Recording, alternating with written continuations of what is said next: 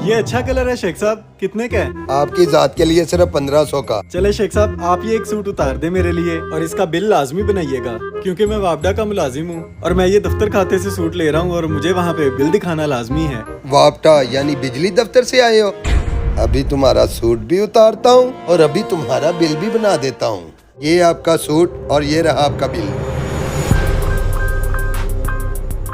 और कुछ मेरे लायक? और शेख साहब 1500 का सूट है, 5000 आपको दिया है, बकाया तो दे दें। बकाया? बिल तो खोल के देखो जरा। 5900 टोटल? इतना लंबा बिल किस चीज का?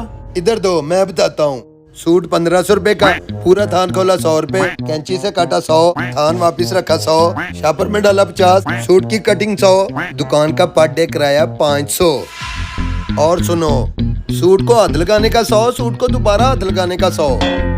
मुलाजिम की दिहाड़ी 1000 रुपया, मेरी दिहाड़ी 1500, चौकीदार का 500 और रात के चौकीदार का 250 रुपया। कुल मिला के तुम्हारा बना 5900, जिसमें से 5000 तुमसे ले लिया है।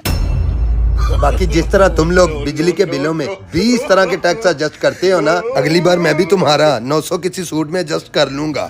चलो चलो।